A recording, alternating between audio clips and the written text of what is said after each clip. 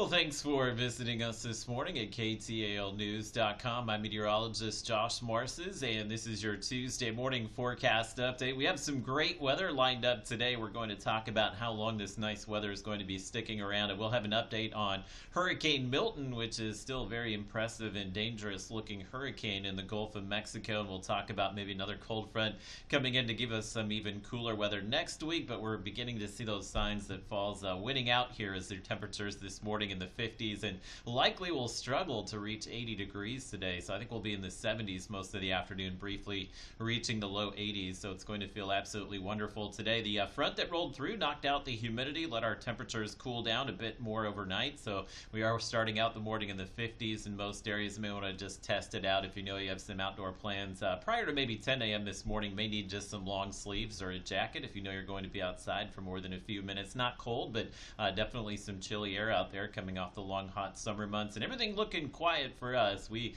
do not have any rain in the forecast for the foreseeable future, so it's a run of sunny days through the end of the week, and we'll see sunny skies this afternoon. Again, your highs will wind up in the low 80s, which is exactly where we should be, the low 80s, once we get into the second week of October. So we're going to take a look here at Hurricane Milton. You can see the wind speeds did drop off a bit overnight. It was up to 180 miles per hour late yesterday, and then as of this morning, the eye is contracted yesterday, and the storm really got going. Well, that eye is falling apart, kind of reorganizing this morning. And as that happens, the storm increases in size, which obviously is not good news. It may re-strengthen a bit today to a Category 5 hurricane, but as it approaches the Florida coastline, you'll see the wind speeds drop off, but it's going to be a large storm, so that's what plays the role as far as the storm surge. It has really not as much to do with the wind speed as it does just the overall size of the storms here. So even though Milton may weaken as it approaches Florida's western coastline, probably late Wednesday, early Thursday, they're still looking at some significant surge, maybe in excess of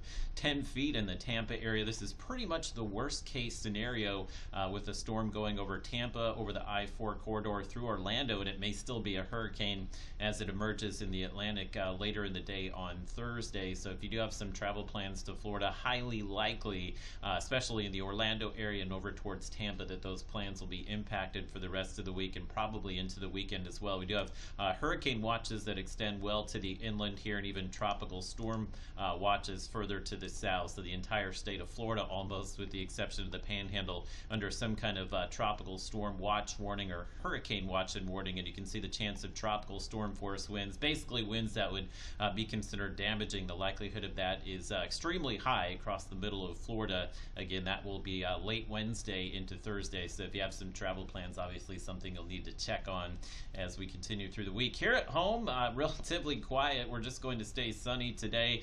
Should be a comfortable north breeze out there as well, so it's going to feel absolutely amazing today. You won't feel any humidity out there. In fact, probably won't feel any humidity for the rest of the week. Fairly quiet weather pattern for us. You can see a large ridge of high pressure out in the western U.S., and that's what's going to pretty much rule our weather pattern for the next, I would say, 7 to 10 days or so. So the outlook for the next week and a half, high likelihood of drier than average weather. In fact, I don't think we'll see any rain maybe until the middle of next week. So we are beginning to see some burn bans pop up. We have burn bans now in addition to Columbia County and Arkansas. Burn bans issued yesterday for Lafayette County, as well as Hempstead County in Arkansas, and all of Caddo Parish in Louisiana now under a burn ban as well. We will probably see more of those just due to the low humidity and the drought conditions for the remainder of the week here. We do warm up as we head into the weekend, but fall fans can rejoice. We have another cold front on the way early next week. We'll likely drop our temperatures into the 80s on Monday, and I'm thinking we'll have quite a few days maybe in the 70s next week as well.